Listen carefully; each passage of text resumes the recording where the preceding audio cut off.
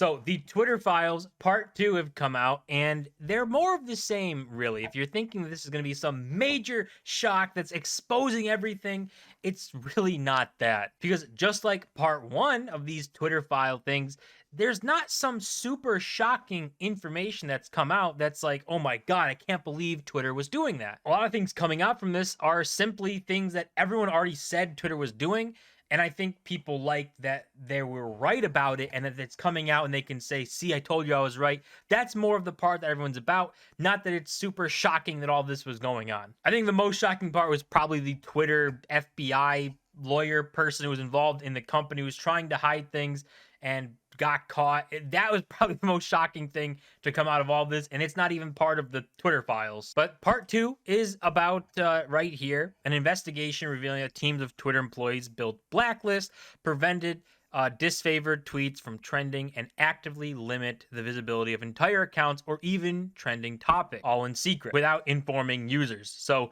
that is obviously what this whole section is about. But when you look at this and talk about blacklisting and preventing reach and stuff, it's still very similar to something Elon Musk said that he's going to do right here, talking about the hate speech impressions that will continue to decline and saying that freedom of speech does not mean freedom of reach. Negativity should and will always get less reach than positivity.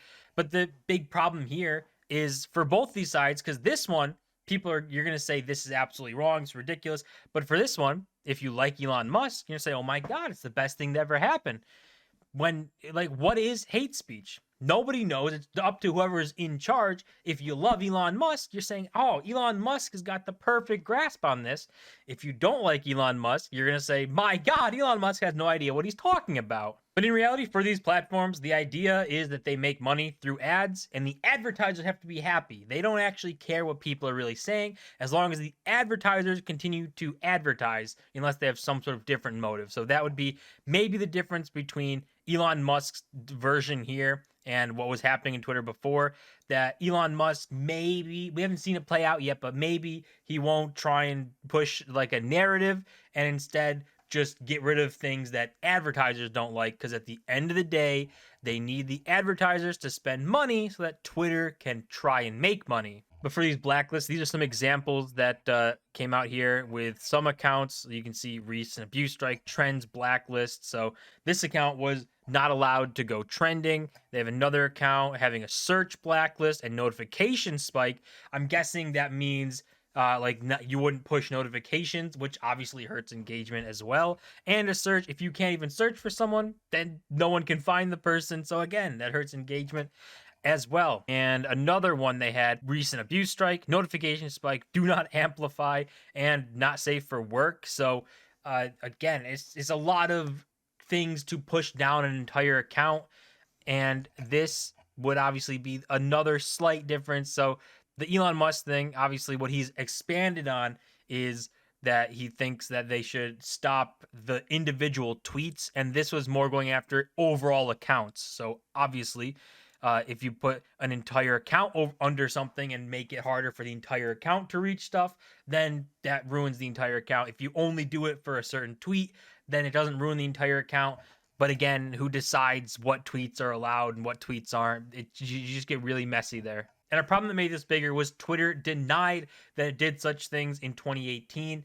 The head of legal and trust and the head of product said, we do not shadow ban, and we certainly don't shadow ban based on political viewpoints or ideology. So obviously not super truthful there, because obviously they were shadow banning because they were doing these things.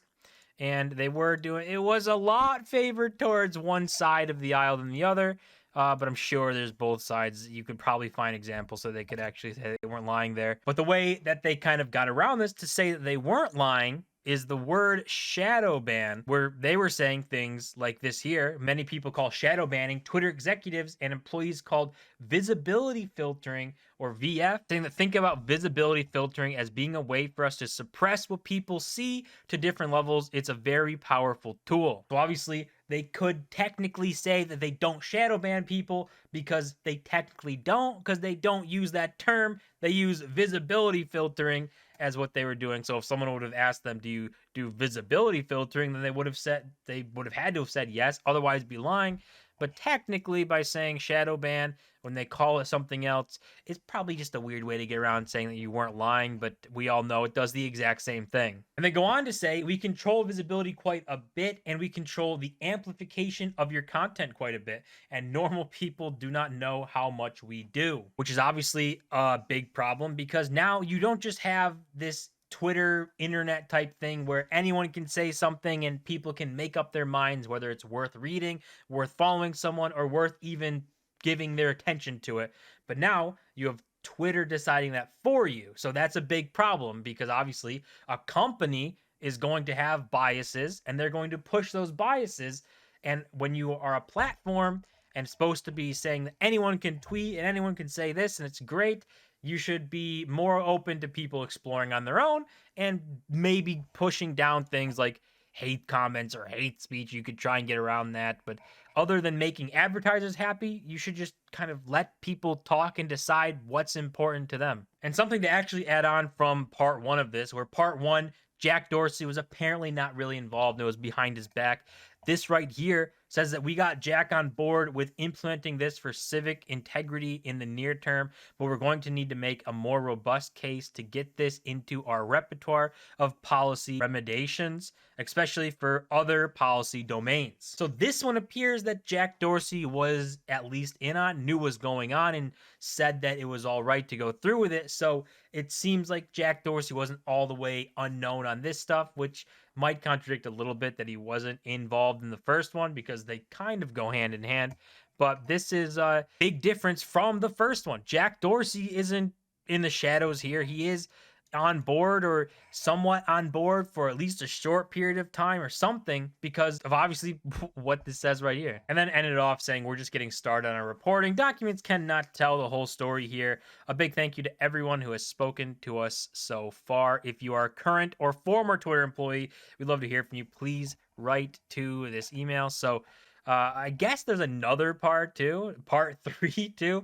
I don't know how much more they could do because honestly, these aren't super shocking, like, oh my God, I can't believe Twitter was doing this. It's more like, wow, we were right about what Twitter was doing. So I mean, I can see why people would want that and want to see, like, okay, bring it out and it should come out and we should see everything that was going on. That makes sense. But is it shocking to see all this happening? Not really. So I guess we'll see what part 3 has in store. I don't know what more they could dive into. Maybe they'll dive into things that people weren't talking about and contemplating that Twitter was actually doing. Maybe we'll get more of that. But right now, nothing super shocking out of parts 1 and 2 of the Twitter files. That's going to do it for this video. As always, I'm going to smash the like button and subscribe on the road to 1,000 subscribers. And see you in my next video.